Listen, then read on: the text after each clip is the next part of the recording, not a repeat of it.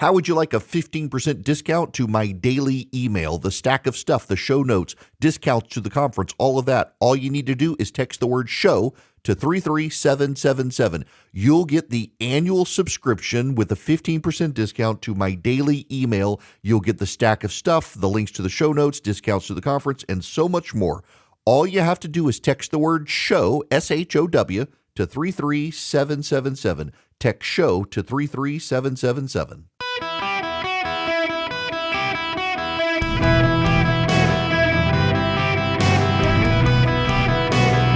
Welcome to the Eric Erickson Show podcast, Hour 3. There's some breaking news. It doesn't affect a lot of us, but you should know about it. A tsunami warning has just been issued for Northern California.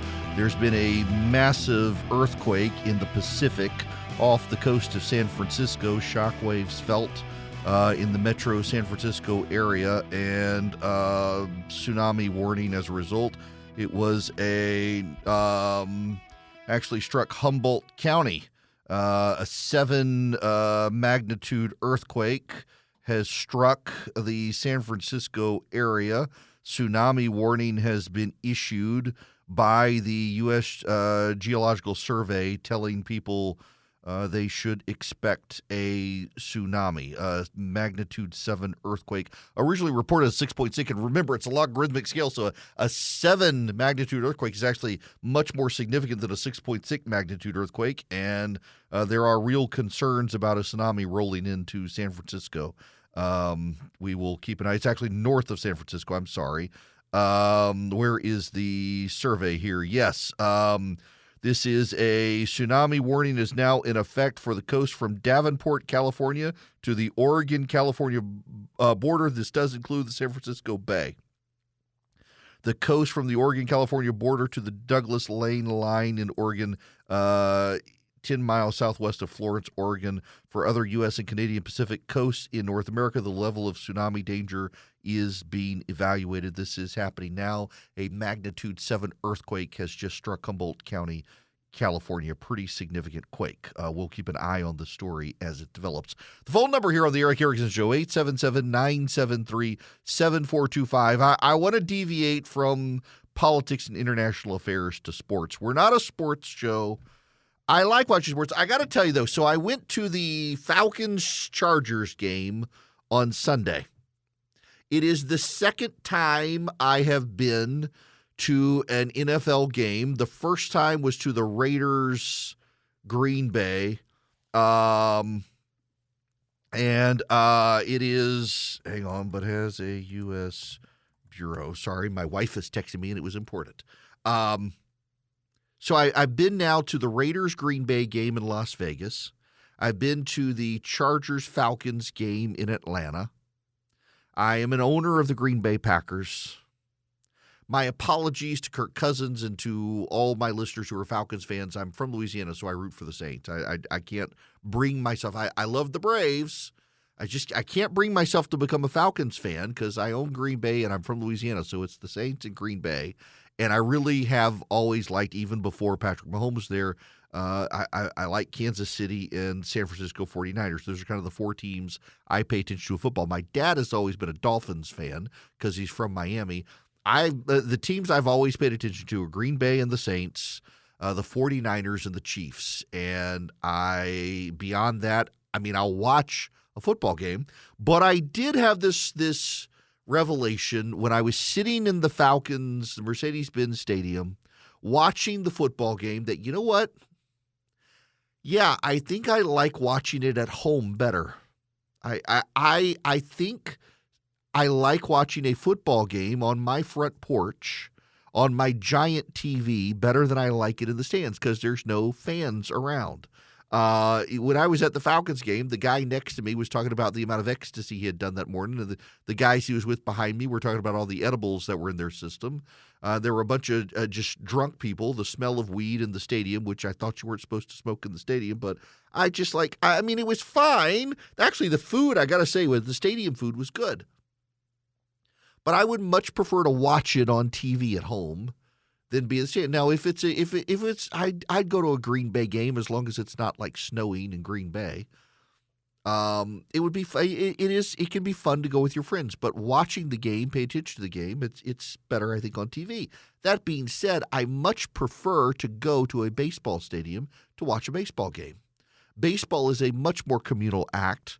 It's a slower pace of play, and it's way more fun to be in the stadium. If you've never been, wherever you are nationally, I've got friends of mine who are huge baseball fans, and they tour baseball stadiums. I got one friend who I think has been to now every baseball stadium in America except one or two. And his quest this coming baseball season is to go to those two. I love to go to the Battery in Atlanta, and if you ever get to Atlanta during baseball season, you should get tickets and go to a Braves game because it is a very fun experience. I know a guy who works for Liberty Media, which owns the Braves, and he said that entire Battery complex was designed so if the Braves, they don't even have to be like World Series good, although they are. But if they're just passably good as a baseball team, they will make loads of money off the real estate development there at the Battery, and I can totally see it. Crowds show up who don't have baseball tickets. They just go hang out, have drinks and food at great restaurants. They watch the game on the TVs. They eat up the crowd roar from the stadium, which you can hear. They stay at the hotels that are there. It's a fantastic complex. As much as I prefer football on TV, I prefer baseball in person. But I got to tell you, this golden bat rule is some serious BS. Baseball is a perfectly structured game as is. I'm not a super purist. My buddy George Will is a purist in baseball. He's not a football guy. He is totally a baseball guy. He is passionate about baseball.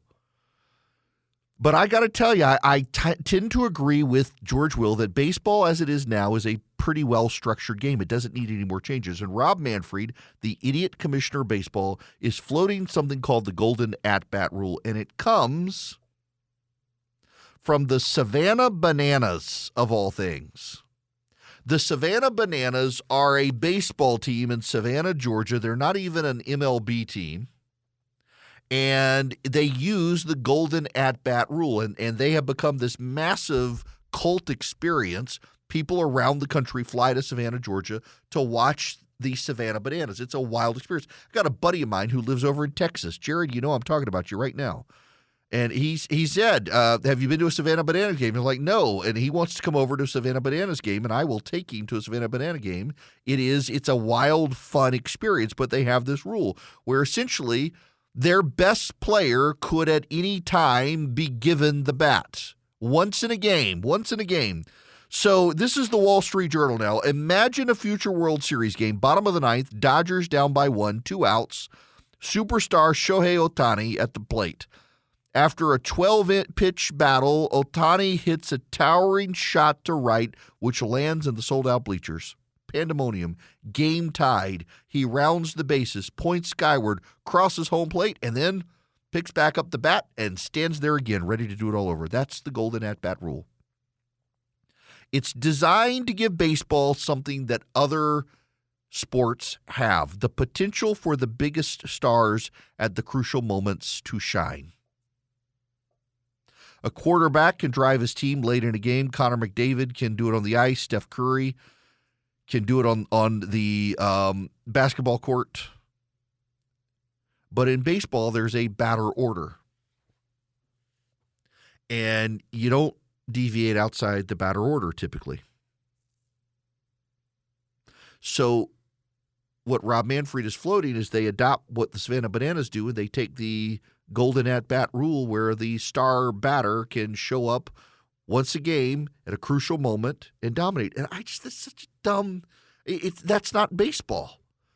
And I'm not a purist, and I'm not like a diehard baseball fan. It's just that is a dumb thing it breaks down the whole idea of the team. It's one of the things I don't like about basketball. I'm not a basketball fan because basketball is really not a team sport.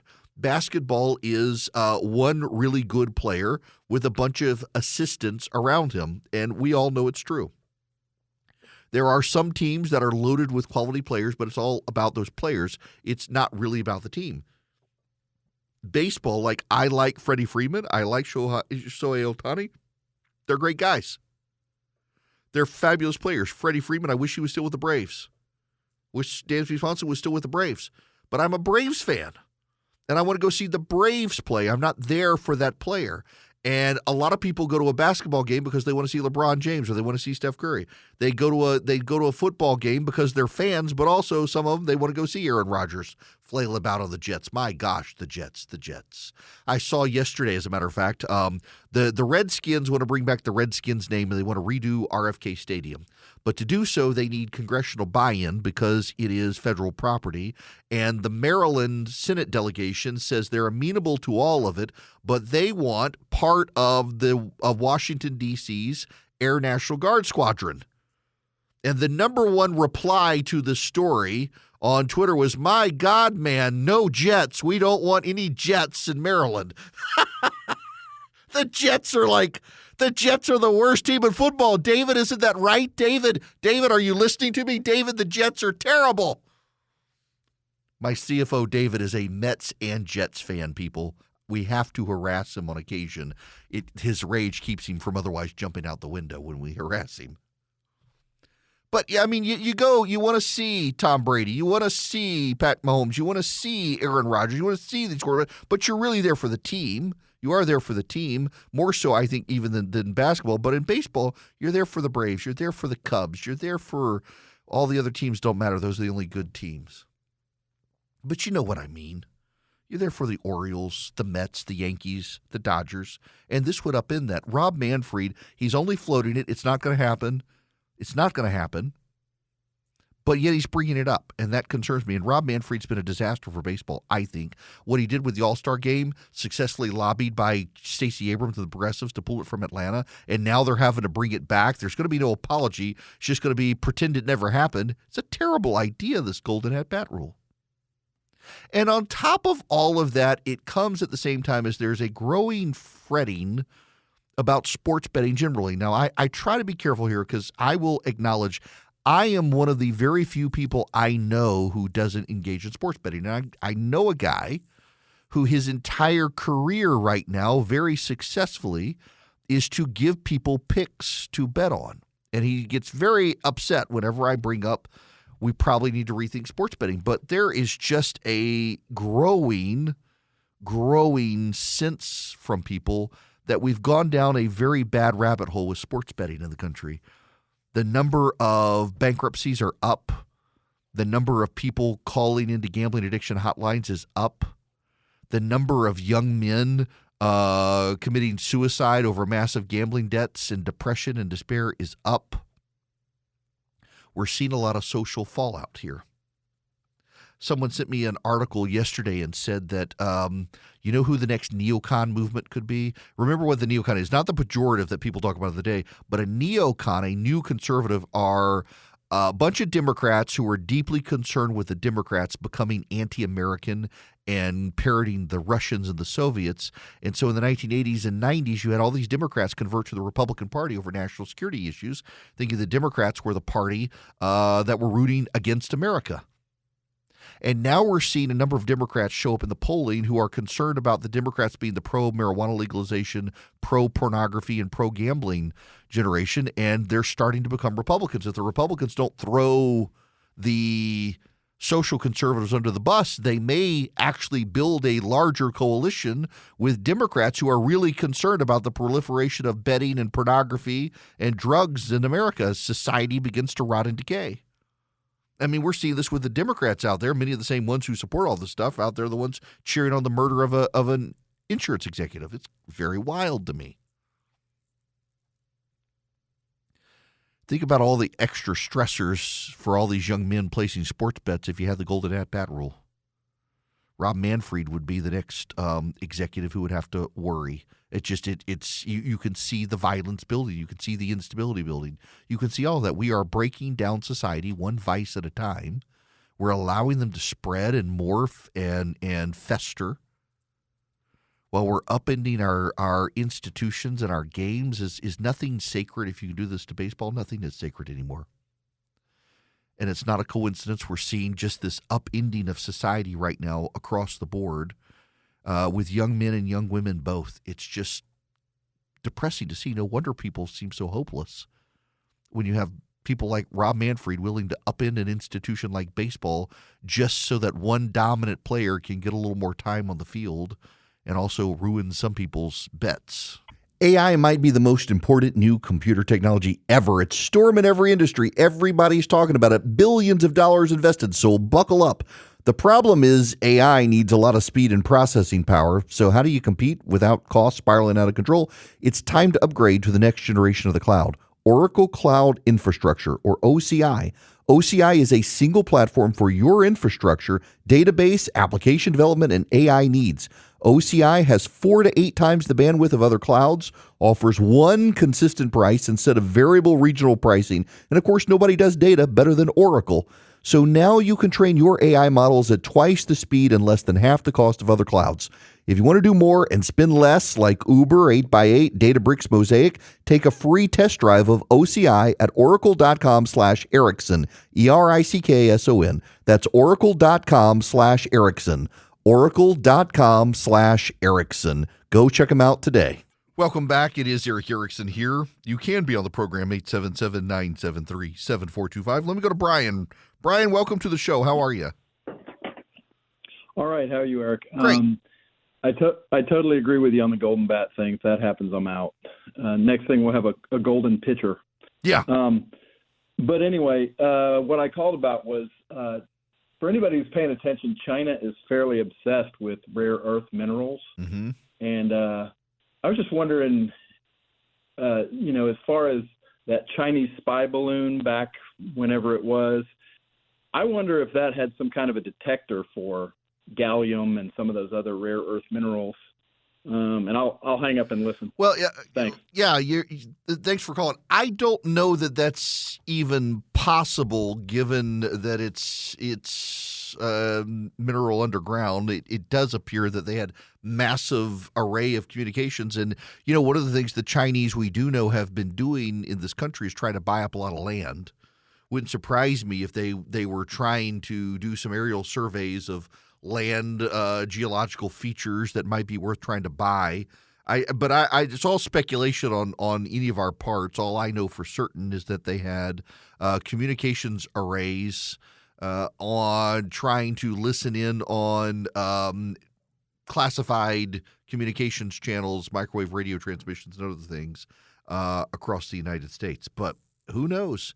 Maybe they did. I think China's at war with us, and we're not at war with them. There's actually new information about the Chinese phone hacking that they have been listening to phone calls and text messages, and now the cell phone networks of America are advising people to use encrypted chat apps like WhatsApp or iMessages on an iPhone to communicate, because otherwise the Chinese are going to get their hands on all of it. It's wild stuff.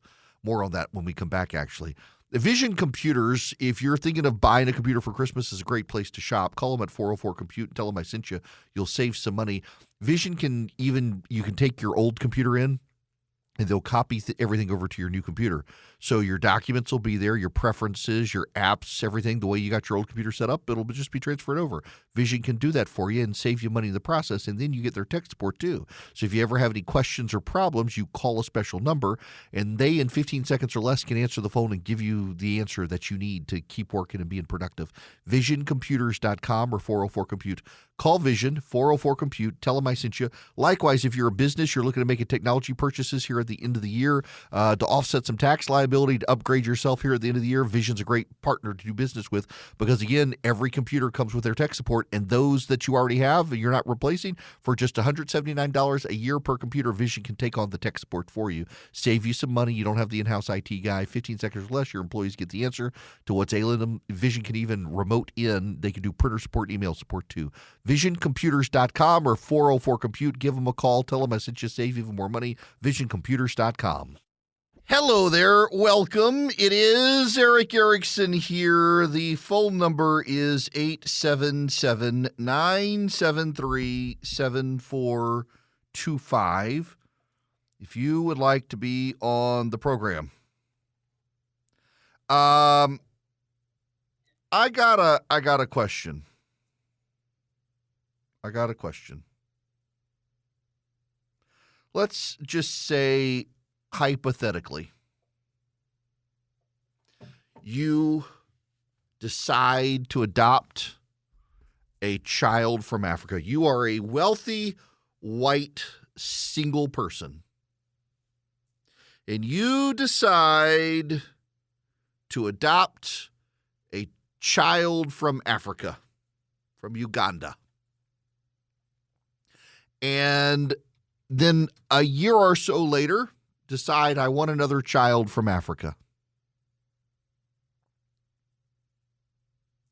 So you adopt a second child from Africa, this time from Zimbabwe. What what do you think the odds are that those children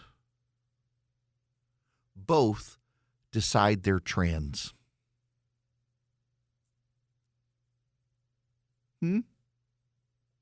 What do you think?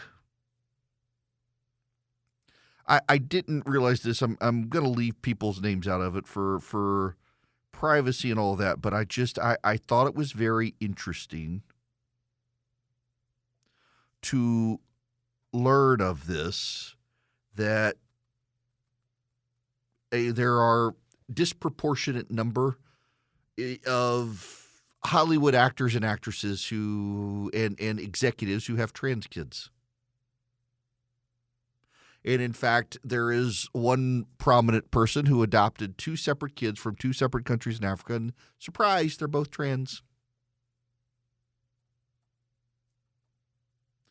I realize it's hard to have this conversation without coming across as cruel or mean or nasty or you name it, but I'm more and more mindful that a lot of the transgender issues in this country are parents psychologically overwhelming their children. That there really isn't a natural phenomenon of transgenderism in this country. It is a mental illness, and a lot of it is the neuroses of parents. And oftentimes it's, I hate to say this, and I know I'm going to get attacked for saying it, but it's true, the mother. Not always, but often. And I don't think it's a coincidence that when you see these videos of the most aggressive activist supporters of transgenderism out there, it tends to be mothers on behalf of their kids, and the father's nowhere to be seen. And we are disciplined by society when we have this conversation to think that me saying this is somehow cruel, that pointing out the truth and the trends is cruel. But I didn't believe this was true, and yet it turns out that it's true, that here's this celebrity with two kids adopted from two countries in Africa, and they both happen to be trans. How? I mean, that when you already know the percentage of people who identify as trans is pretty small, and this person looks out, and then you have a high profile executive at Disney, and suddenly you realize disproportionately in Hollywood, the number of Hollywood celebrities. There was a time, you will recall, where it was trendy for people in Hollywood to adopt kids from Africa and from war zones. And now the trend is to have a kid who's trans and to be able to stand on a stage and virtue signal and say, my child is trans, I defend my child. And guess what's happening now? The adopted kids from Africa are transitioning. It's just an interesting oddity, is it not? Coincidence, you think? Every once in a while, I have people reach out to me and say, well, you don't know a trans person. They're always stunned when I reply back, yeah, actually I do. They can't believe I would say the things I say. If I do, I must be a heartless, cruel person. It's like, no, I just believe that biologically, take religion out of it, biologically, we're made male or female. Well, there's intersex. Yes, but even in intersex categories, talk to a credible biologist. In intersex categories, there are people who are born with like XYXX or XYXY or XXXY. The first two chromosomes tend to be the dominant presentment there. It's still based on those chromosomes. It is a binary issue because there are two chromosomes, except in the anomalies. And in the anomalies for an intersex person who has a genetic mutation anomaly, those first two chromosomes actually are still dispositive in whether someone is predominantly male or female. I actually do know what I'm talking about on this issue. And they can't believe, how can you be so cruel? It's not cruel, it's truth. Truth is not cruel. Truth is truth. And I have these people reach out and they say, well, if only you would meet my kid who's trans.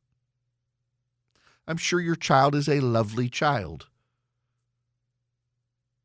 but also has some issues and is living a lie. And if the solution to their mental health issue is to transition and that resolves their mental health issue, well, then maybe you made the right decision. But also, where did the mental health issue come from? And I got to play you this from CNN. This is CNN's Kate Baldwin talking to the Attorney General of Tennessee, who argued, Attorney General Skrmetti, who argued the Skrmetti case before the Supreme Court yesterday. Should have the right to make medical. Attorney General, what was not squarely at issue with this specific appeal before the justices right now is parental rights. Do you think parents should have the right to make medical decisions for their children? I think to some extent parents should. I think parents have a huge role to play in their kids' lives, but the government also has a role to play to regulate the medical profession. And if the evidence is showing significant harm with minimal benefit, the government does have a role in ensuring that kids are safe. Now, this is a very contentious issue. The court did not take up the parental rights issue, and I think it would have substantially complicated the arguments because it's a whole other very complex issue to address.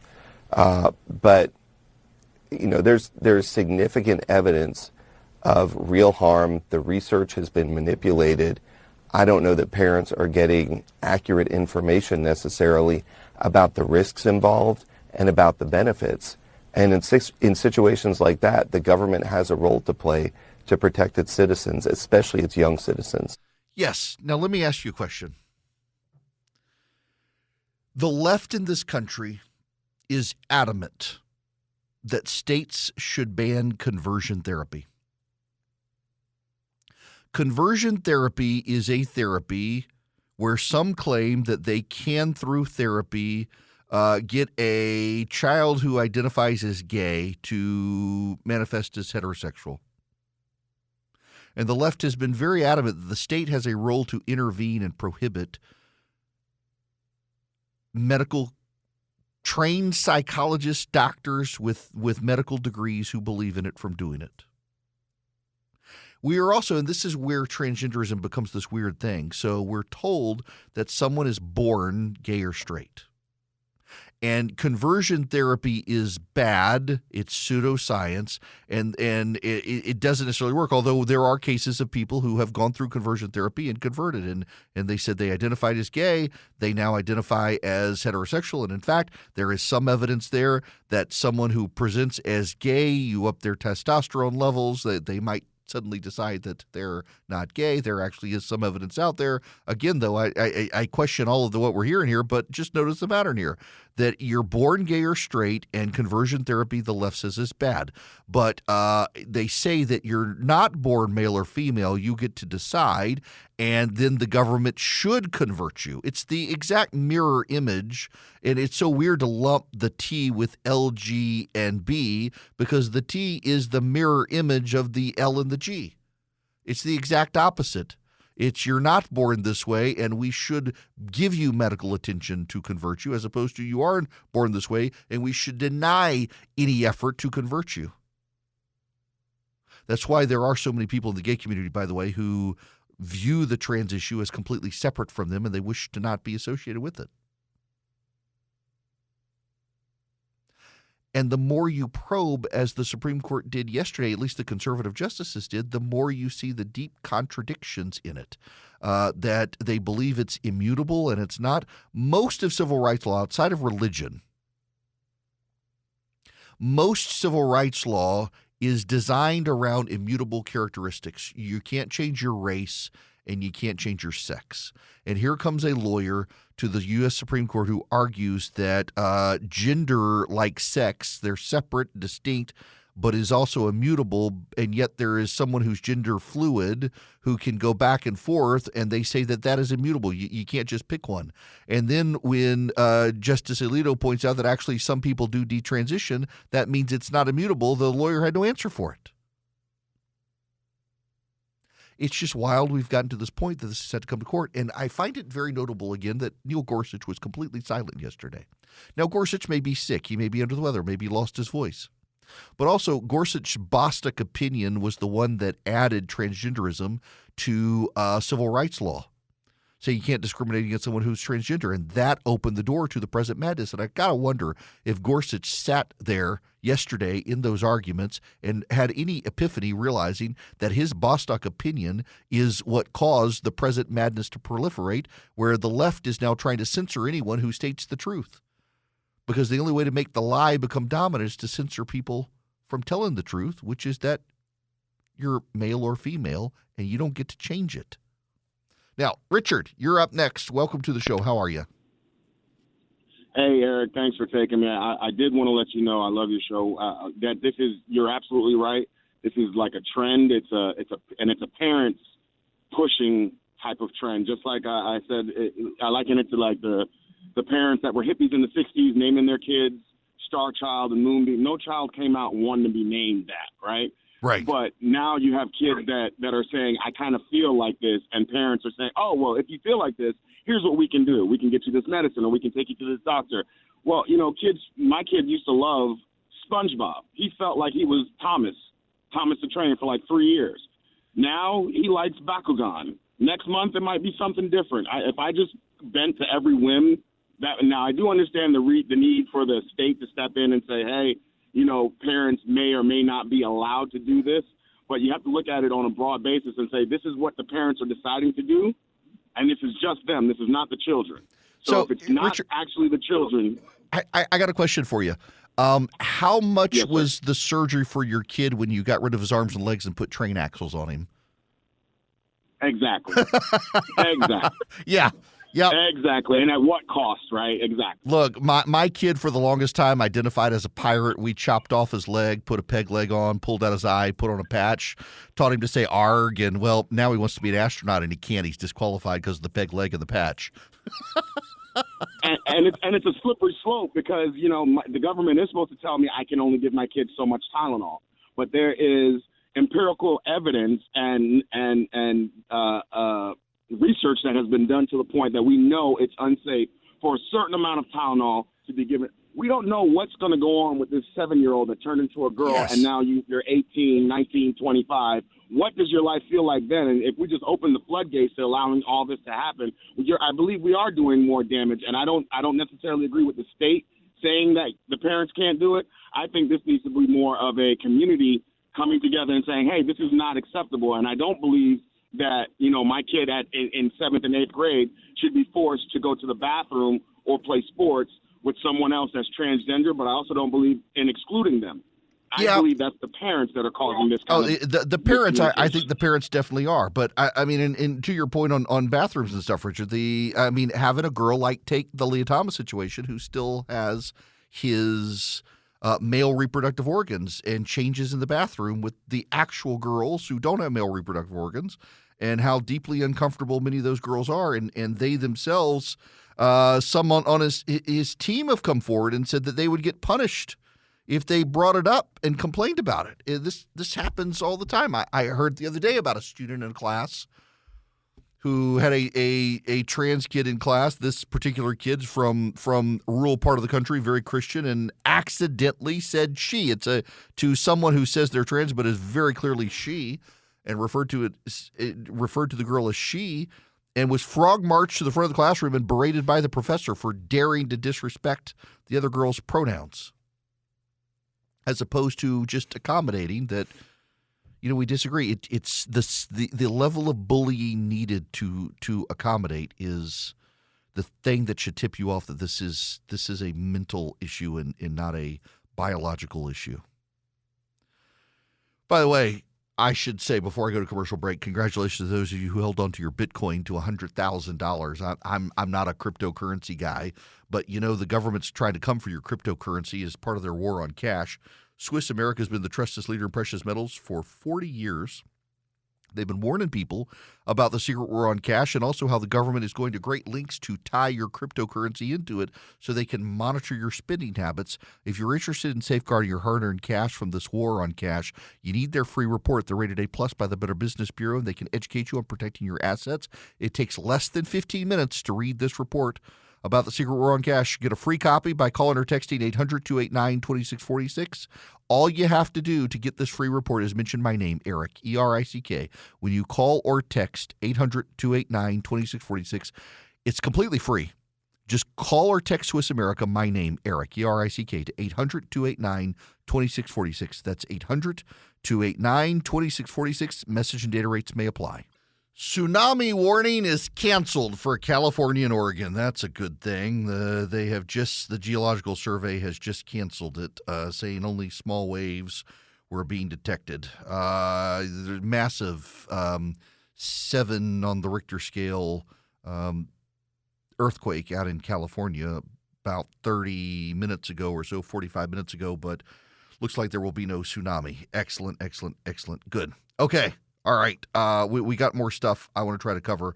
In particular, this. This is from Andy Kaczynski at CNN, looking at New York Times data. Listen to this. You got to listen to this. This is impressive.